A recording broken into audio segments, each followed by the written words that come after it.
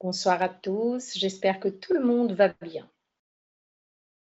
C'est notre moment d'être ensemble, de sentir notre tendresse et notre liaison encore plus forte. Alors faisons notre prière en fermant les yeux si possible et respirons profondément en sentant l'air et sa température. À respirer et à s'apercevoir si l'air est plus chaud ou si l'air est plus froid. Et se rendre compte que cet air qui nous entoure, c'est l'air qui entoure toute l'humanité entière. Cet air que nous respirons tous et que nous ressentons la température plus agréable ou plus fraîche selon où on est. Et chacun le ressent à sa façon. Chacun peut respirer cet air et remplir ses poumons. On peut tout simplement respirer tout doucement. Mais encore, c'est le même air qui nous nourrit et qui nous entoure. Et en remerciant pour être entouré de tout cet air, nous commençons notre réunion de ce soir en disant qu'ainsi soit-il. J'ai commencé la réunion en parlant de l'air, car l'air est ressenti différemment par chaque personne. Certaines personnes peuvent apercevoir l'air avec une température plus froide ou plus agréable, ou peuvent avoir une facilité à le ressentir, ou peut-être une difficulté aussi. Alors, chaque personne ressent cette atmosphère et a un besoin différent. Et en gardant un petit peu ce concept, nous allons commencer le sujet de ce soir. Le titre de notre causerie de ce soir, c'est Comment dire je t'aime et que ça soit réciproque. Et vous avez pensé que je vais vous enseigner une recette magique? Non, malheureusement, ça n'existe pas de la magie pour l'amour. Alors, on garde un petit peu cette idée de l'air et de la magie de l'amour. Allons discuter un petit peu sur le sujet. La première partie du titre, c'est dire je t'aime. Et est-ce que c'est suffisant de seulement dire je t'aime, de juste parler à la personne de ses sentiments? Par exemple, je t'aime, mais je t'ai bien dit. Au Brésil, il y a un dicton qui dit celui qui avise, ami, il est. Et nous pensons qu'en disant tout simplement je t'aime, nous sommes en train de montrer cet amour. Je vais vous raconter une petite histoire qui s'est passée avec moi il y a une semaine et je vais clôturer avec cette même histoire. J'ai une petite sœur qui est beaucoup plus jeune et qui n'a pas d'argent en ce moment et qui vient habiter ici. Elle a quelques difficultés et ma mère et moi, nous allons l'accueillir ici chez nous. Et j'étais en train de chercher des haricots noirs pour le déjeuner, mais les haricots noirs étaient finis, il n'y en avait plus. Et j'ai demandé à ma mère si elle pouvait l'acheter.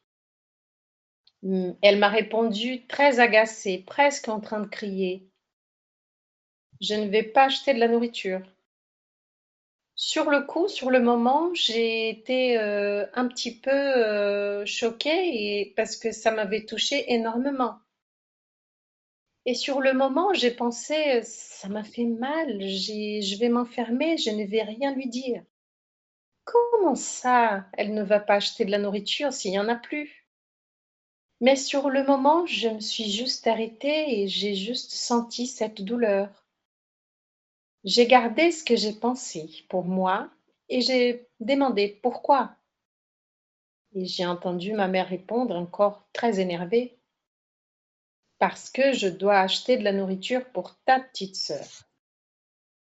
Plus tard, tout à l'heure, j'ai raconté la fin de l'histoire, ok? Lorsque nous discutons, lorsque nous parlons avec les personnes qu'on aime, nos enfants, notre mari, notre conjoint, notre mère, nous vivons parfois cette expérience de avoir besoin de quelque chose et ne pas avoir en retour ce que nous avons besoin. Dans le cas de mon histoire, il manquait les haricots rouges et on avait besoin d'en acheter. Lorsque ces moments arrivent où on n'a pas ce dont on a besoin, il arrive cette pensée. Et cette pensée ne serait pas un jugement, une critique, mais comment ça, elle va pas acheter de la nourriture? Et lorsque nous pensons à cette nécessité et que nous jugeons, qu'est-ce que nous allons dire à cette personne? Aujourd'hui, nous parlons de cette façon dont la forme de l'amour, comment elle peut se manifester, mais dans la forme de pensée, et que nous finissons par utiliser cette façon de faire d'une façon erronée. Car nous disons je t'aime, mais nous disons une autre chose en même temps. Par exemple, je t'aime, mais tu as été rude. Tu ne m'écoutes pas, tu n'es pas patiente avec moi. Ces phrases dont je vous parle, elles sont très communes, mais elles ne nous aident pas à avoir ce dont on a besoin. Au lieu de nous approcher de la personne, nous finissons par nous éloigner de cette personne. Mais on pense comment dire je t'aime à cette personne qui a été arrogante avec moi, grossière avec moi, et d'avoir son amour en retour. Il y a une phrase de Jésus dans ses enseignements qui aimer ces personnes qui nous aiment est facile. Quel mérite a en ça? Est-ce que le fait que ces personnes soient imparfaites et que l'image que nous avons fait d'elles n'est pas parfaite, c'est ça qui nous rend frustrés? Dans la plupart du temps, ce dont nous avons besoin, on n'arrive pas à les exprimer correctement aux personnes. Je vais revenir sur le sujet du déjeuner. J'avais besoin d'haricots noirs. Je n'avais pas besoin que ma mère m'aimait en ce moment-là. Mais comme elle a été rude avec moi, ça m'a blessée. Et la pensée est venue et a fait une critique. Alors, dans cette façon que nous avons de dire d'une façon inversée ce dont on a besoin, nous disons quelque chose alors que nous avons besoin d'une autre chose. Par exemple, je suis épuisée car je dois régler tout. Il n'y a que moi dans cette maison. C'est une façon commune de dire que j'ai besoin d'aide, mais est-ce que c'est la meilleure façon de le dire? Est-ce que le fait de dire j'ai besoin d'aide exprime vraiment le besoin que j'ai?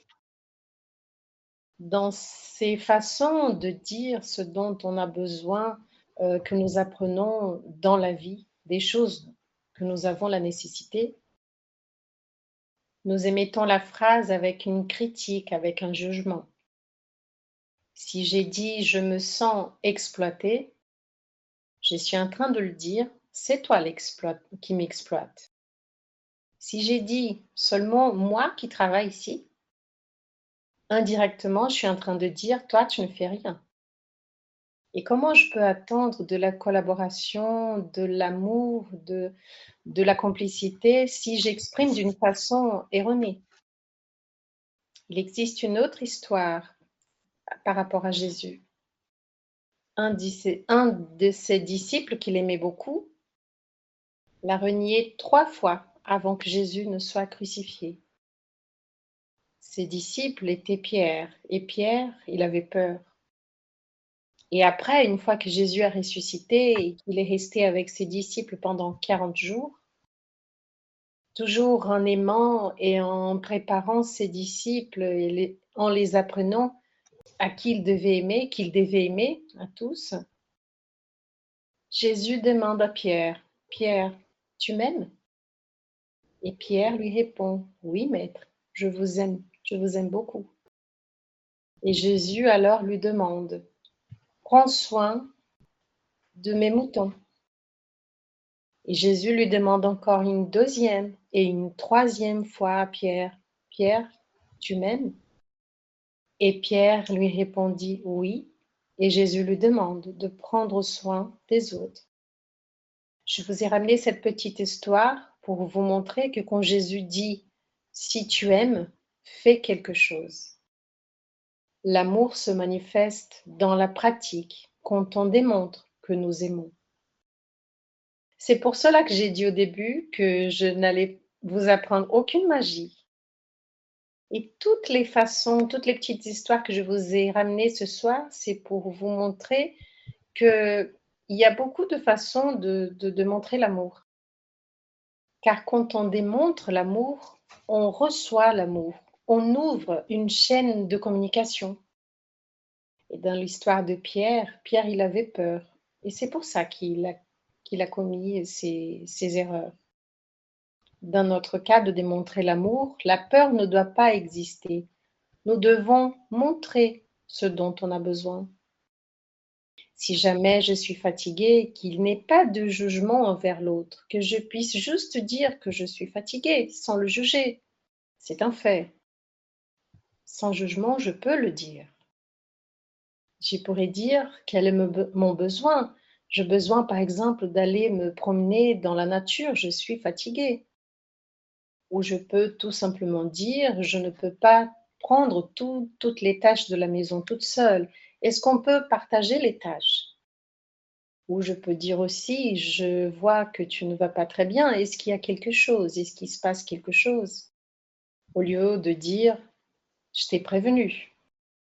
Ce que je veux dire par là, c'est que quand on ouvre notre cœur, on s'ouvre véritablement aux gens. On enlève la fantaisie, la critique de notre tête et on montre tout simplement ce dont on a besoin. Car tout le monde respire le même air. Certaines personnes ont chaud, d'autres ont froid. Certaines personnes respirent très facilement, d'autres, elles ont un peu plus de difficultés pour respirer. Et si j'enlève mon jugement, je peux m'apercevoir de la difficulté de l'autre et je peux parler de la mienne. Et pour clôturer l'histoire avec ma mère, l'histoire du déjeuner avec les haricots noirs, lorsqu'elle a dit je dois acheter de la nourriture pour ta petite sœur, je suis restée en silence et j'ai décidé moi-même d'aller acheter les haricots noirs. Plus tard, je suis allée dans la chambre pour aller discuter avec ma mère. Je pense que tu es inquiète, maman, mais ma sœur, elle va venir habiter chez nous et tout ira bien se passer. Car je me suis aperçue qu'elle était inquiète par rapport à d'autres sujets. Et ce n'était pas d'être rude avec moi à cause des haricots noirs. Et comment dire je t'aime et être aimé en retour, c'est d'enlever ces critiques et jugements et juste laisser agir et ouvrir le cœur. Tout comme Jésus a dit à Pierre, prends soin de mes moutons, de tous les êtres humains. Il est nécessaire de faire quelque chose dans la direction de cet amour, car l'amour n'existe qu'en pratique. Et c'est en donnant qu'on reçoit en retour.